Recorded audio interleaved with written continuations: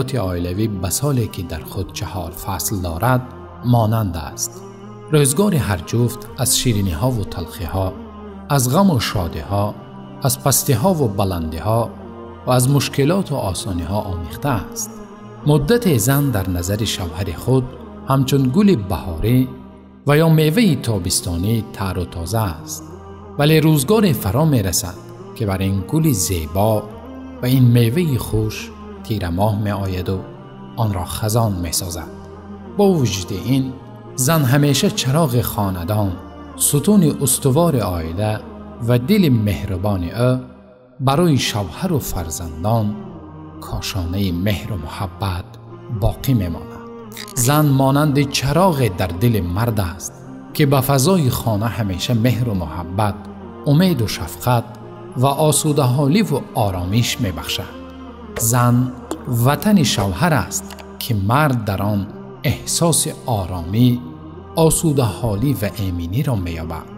زن آفتاب سرزمین قلب است که با مهر خود زمین دل را به گلستان تبدیل می دهد.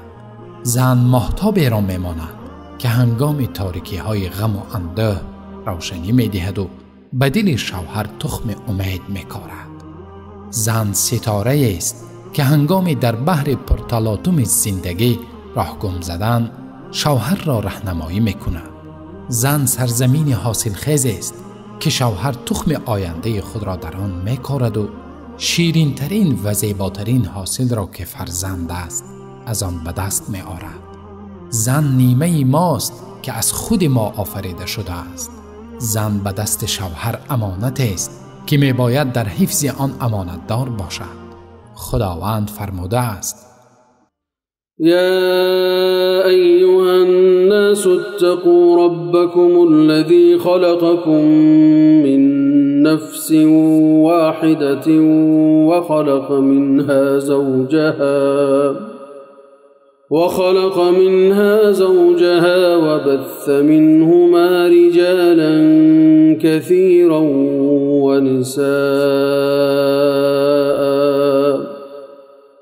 ای مردم، از پروردگارتان بترسید، همان ذاتی که شما را از یک تن آفرید و همسرش را نیز از او آفرید و از آن دو مردان و زنان بسیار در روی زمین آفریده منتشر کرد. سوره نساء آیه 1. خداوند حکیم همه موجودات را جفت آفریده است. ومن كل شيء خلقنا زوجين لعلكم تذكرون.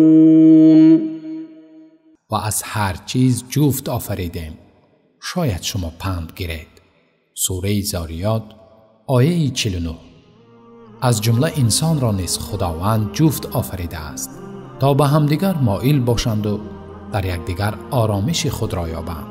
خداوند فرموده است: ومن آياته أن خلق لكم من أنفسكم أزواجا لتسكنوا إليها وجعل بينكم مودة ورحمة إن في ذلك لآيات لقوم يتفكرون.